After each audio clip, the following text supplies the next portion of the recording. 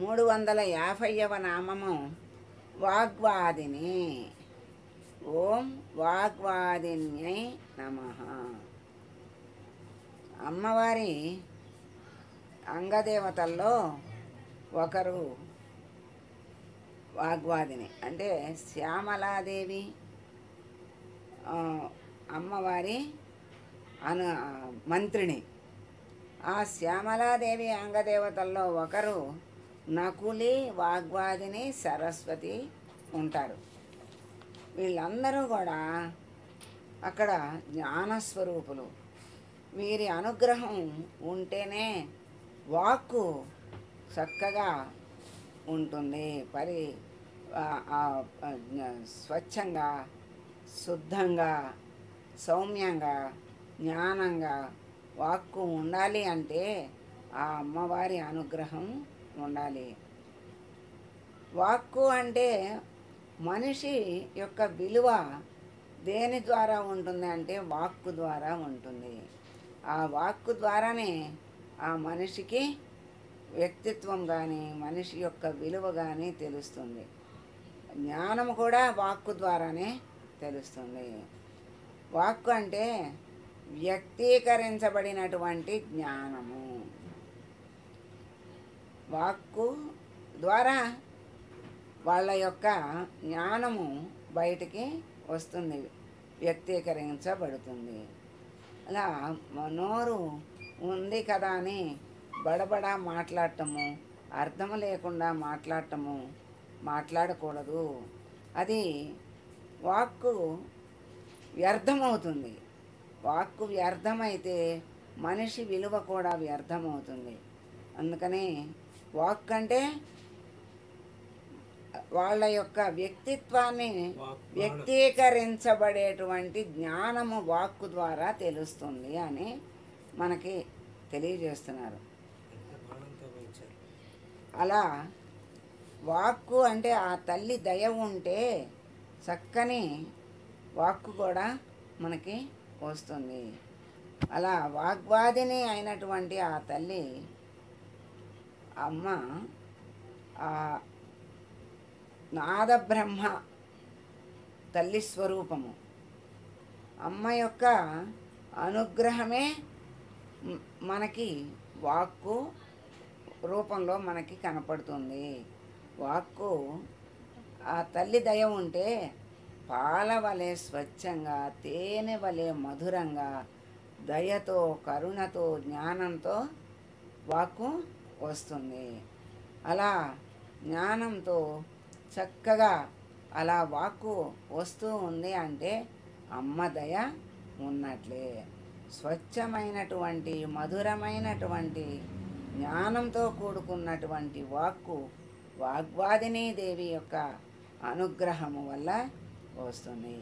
ఆ వాగ్వాదిని యొక్క దయ ఉంటే, అనుగ్రహం ఉంటే వాళ్ళ భక్తులకి వాక్కులతో జయాన్ని కలుగజేస్తుంది. అంటే మూర్ఖత్వంతో ఉన్నటువంటి వాళ్ళతో అయినా దుష్టులతో అయినా సరే వాళ్ళు ఆ తల్లి దయ ఉంటే వాళ్ళతో వాదించి జయాన్ని పొందగలరు అని కూడా తెలియజేస్తున్నారు. ఆ జ్ఞానమూర్తి ఎలా ఉంటుంది అంటే ఒక చేత్తో పుస్తకము, ఒక చేత్తో జపమాల, ఇంకా 2 చేతులు వరదహస్తము, అభయహస్తము. అలా ఆ తల్లి సరస్వతీదేవి ఆ స్వచ్ఛమైనటువంటి, నిర్మలమైనటువంటి ఆ రూపంతో ఉంటుంది. కర్పూరం వలె తెల్లగా మెరిసేటువంటి తల్లి, నా బుద్ధికి సరి అయిన తెలివిని ఇవ్వమ్మా, సరి అయిన వాక్కుని ఇవ్వమ్మా, నన్ను ఈ వాక్కుతో ఉద్ధరించమ్మా అని ప్రార్థించాలట. వకారము అమృత బీజము అని అంతకుముందు చెప్పారు. వకారముతో నామాలు మనం చాలా చెప్పుకున్నాం. అలా వకారమే ఒక అమృత బీజం అయితే వాగ్వాదిని అంటే 2 వకారాలు వాగ్వాదిని నామంలో వచ్చినాయి కనుక పూర్తిగా అమృత స్వరూపమైనటువంటి, వాక్ స్వరూపమైనటువంటి జ్ఞానస్వరూపమైనటువంటి తల్లి వాగ్వాదిని. అలా నాదబ్రహ్మస్వరూపమైనటువంటి స్వరూపము, తర్వాత జ్ఞానస్వరూపమే ప్రతిరూపంగా, అమ్మ స్వరూపమే ప్రతిరూపంగా, అమ్మ భక్తుడిగా జ్ఞానస్వరూపంగా నిలిచినటువంటి ఆయన కాలడిలో పుట్టి 6 సంవత్సరాలకే జ్ఞానాన్ని పొంది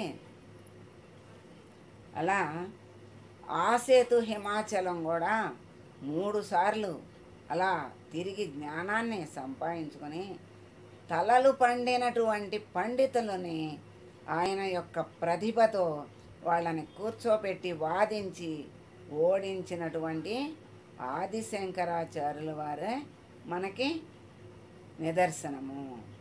అలా బ్రహ్మ విద్యను ఆయన ప్రతిష్ఠించారు. వాళ్ళందరినీ బ్రహ్మ విద్యలో మహామహా పండితుల్ని కూర్చోబెట్టి వాదించి ఓడించి బ్రహ్మ విద్యను ప్రతిష్ఠించినటువంటి ఆదిశంకరాచార్యుల వారు మనము గుర్తు తెచ్చుకోవాలి.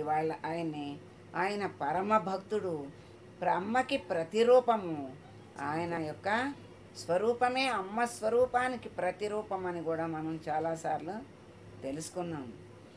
అలా నాదబ్రహ్మస్వరూపిణి అయినటువంటి ఆ తల్లి యొక్క దయ ఉంటే ఎంతటి వాళ్ళనైనా జయించవచ్చు అని, మరి ఎంతటి జ్ఞానాన్నైనా పొందవచ్చు అని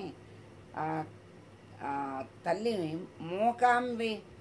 మూకశంకరులు అమ్మని ప్రార్థించి అమ్మ పెట్టినటువంటి తాంబూలము నోట్లో పెట్టింది అమ్మ. ఆ తాంబూలముతో 500 శ్లోకాల్ని ఆసు కవిత్వంగా ఆయన మూక పంచశతి అనే గ్రంథంగా ఆయన శ్లోకాలు ఏర్పడింది ఆ గ్రంథం.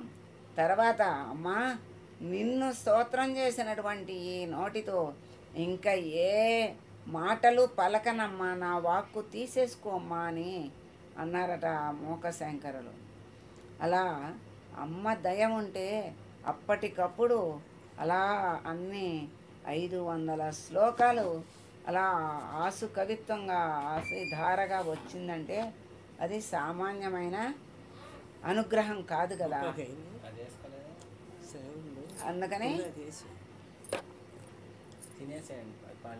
అందుకని అమ్మ దయ ఉంటే ఎంతటి జ్ఞానమైనా వస్తుంది, ఎంతటి పాండిత్యమైనా వస్తుంది, ఎంతటి అనుగ్రహము ఆ భక్తుడికి. అంటే ఎంత అమ్మని కొలిస్తే అంత అనుగ్రహం వచ్చింది అనేది తెలుసుకోవాలి. అలా కామాక్షిదేవి, తంజావూరులో కామాక్షిదేవి బంగారు కామాక్షిగా పూజిస్తారు. అలా బంగారు కామాక్షిగా పూజింపబడుతున్న ఆ తల్లి భక్తుల్లో ఒక గొప్ప భక్తుడున్నాడు, శ్యామశాస్త్రి గారు అని. ఆయన ఎప్పుడూ అమ్మనే అలా తలుస్తూ, అమ్మనే కీర్తిస్తూ, అమ్మనే గానం చేస్తూ, అమ్మ నామాన్ని, అమ్మనే అలా వైభవాన్ని కీర్తిస్తూ అలా ఉండేవారట. ఉత్తర భారతం నుండి ఒక విద్వాంసుడు వచ్చి అక్కడ సభలో అందరినీ ఓడించాడట. ఓడించి అన్నాడట, ఇక్కడ నేను ఓడించాను, ఇది విద్యలో నా నుండి ఓడిపోయింది రాజ్యం అని మీరు దండోరా వేయించండి, మీ రాజ్యం ఓడిపోయిందని దండోరా వేయించండి అంటాడట. అప్పుడు ఆ రాజుకి అంత తొందరగా అలా ఒప్పుకోబుద్ధి కాదు కదా, చేయి బుద్ధి కాదు కదా. అలా బాధపడుతుంటే ఆలోచిస్తే ఈ శ్యామశాస్త్రి గారు విషయం తెలిసి ఆయనకి కబురంపారట. ఆయన వచ్చారు. ఆయన రావటానికి ముందు అమ్మని అనేక విధాలుగా ప్రార్థించి, అమ్మా నీ వాక్కు నీ దయ అని అమ్మని ప్రార్థించి అక్కడికి సభకి వచ్చారట. వస్తే ఆయన ఎన్ని రకాలుగా అతను ఎన్ని రకాలుగానో ప్రయత్నించాడట. ఎన్ని రకాలుగా ప్రయత్నించినా శాస్త్రి గారు పాట ఎత్తుకుని ఆ పాడేసరికి ఆయన శాస్త్రి గారి పాదాలని పాదాక్రాంతం అయ్యాడట. అంటే శరణాగతి పొందాడు. ఆయన ఎన్నో కీర్తనలని రచించాడట అమ్మ మీద. అలా అంతటి విద్వాంసుడు, అంతటి భక్తుడు ఆ విద్వాంసుడు. ఇప్పుడు విద్య ఏదైనా ఉండగానే సరికాదు, అది రాణించాలి. రాణిస్తేనే ఆ విద్యకి వెలుగు ఉంటుంది. లేకపోతే విద్య ఉన్నా రాణించకపోతే ఏ వెలుగు లేదు, ఏ విలువ ఉండదు. అలా అమ్మ విద్యనిచ్చి జ్ఞానాన్నిచ్చి అలా రాణించేటువంటి శక్తిని కూడా రాణించేటట్లు కూడా అమ్మ అనుగ్రహం అంటే చక్కగా రాణించేటట్లు చెయ్యగలదు. అలా అమ్మ భక్తులకి అమ్మ ఎంతటి వాక్చాతుర్యాన్ని ఇస్తుందంటే ఇటు మధురంగాను, అటు జ్ఞానంతోనూ, ఇటు జయాన్ని కూడా కలిగిస్తూ ఉంటుంది. అలా విద్యని ఇవ్వటమే కాదు, నిలబెట్టుకుని ప్రకాశించేటట్లు చేస్తుంది అమ్మ. అలా ఆ అమ్మ వాగ్వాదిని. అటువంటి వాగ్వాదినికి నమస్కారం చేసినంతనే అమ్మ అనుగ్రహం చేతే జ్ఞానం కలుగుతుంది. వాక్కు, నాదము, సంగీతము, పాండిత్యము అన్నీ కూడా లభిస్తాయి, మళ్ళీ రాణిస్తాయి. అలా రాణించాలి అంటే అమ్మ యొక్క అనుగ్రహం ఉండాలి. అమ్మ అనుగ్రహం ఉండాలంటే ఆ వాగ్వాదిని మాతని మనము మనసారా ధ్యానించాలి, కొలవాలి, తలవాలి. అమ్మ అనుగ్రహాన్ని పొందాలి. ఆ వాగ్వాదిని మాతకి మంగళం పలుకుదాం. సర్వమంగళ మాంగళ్యే శివే సర్వార్థ సాధికే శరణ్యే త్రయంబకే దేవి నారాయణి నమోస్తుతే. ఓం సర్వే జనా సుఖినో భవంతు, సమస్త సన్మంగళాని భవంతు. అసతో మా సద్గమయ, తమసో మా జ్యోతిర్గమయ, మృత్యోర్మానమృతంగమయ. ఓం శాంతి శాంతి శాంతి. హరి ఓం తత్సత్. సర్వం శ్రీ పరబ్రహ్మార్పణమస్తు. అందరికీ నమస్కారం.